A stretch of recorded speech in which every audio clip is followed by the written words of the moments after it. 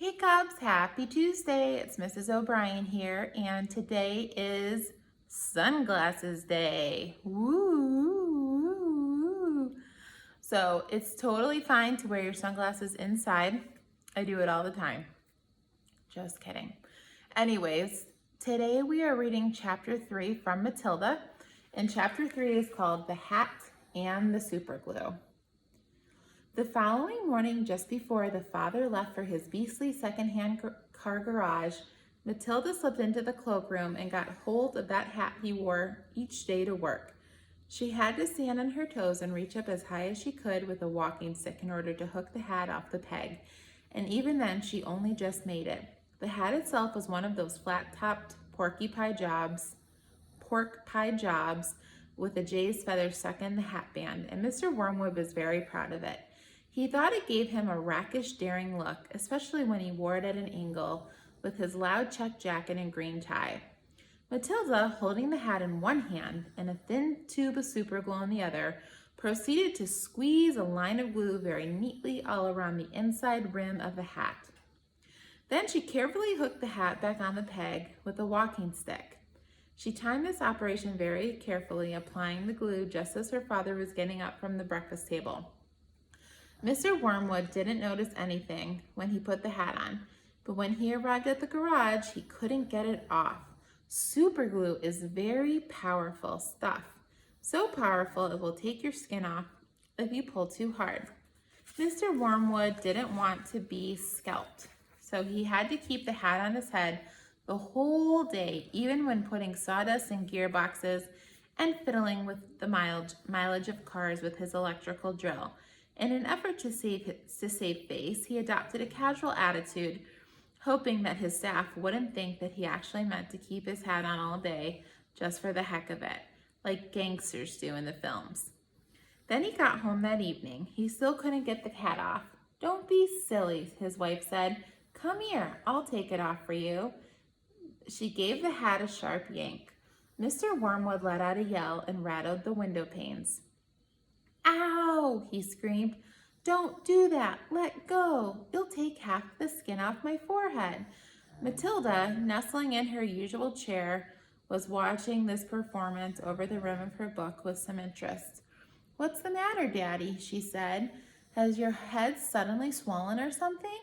The father glared at his daughter with deep suspicion but said nothing.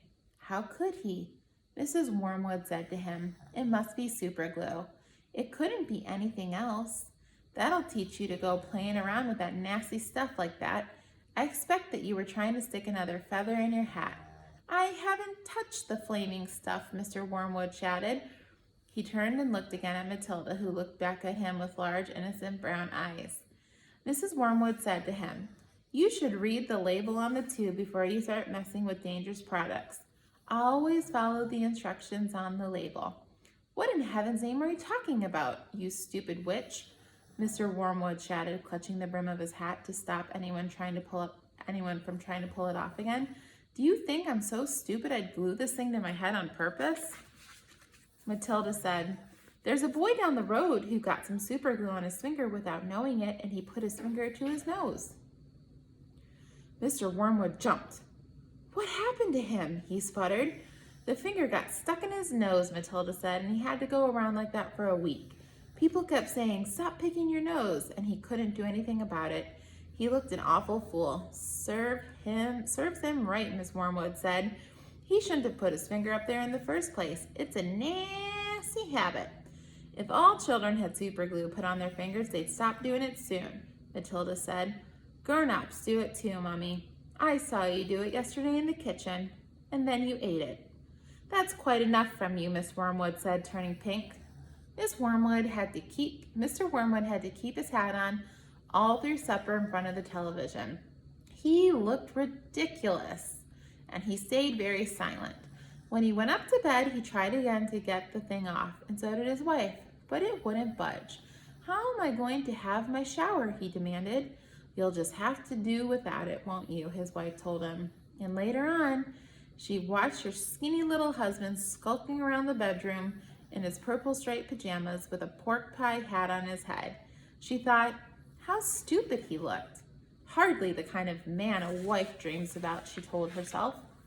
Mr. Wormwood discovered that the worst thing about having a permanent hat on his head was having to sleep in it.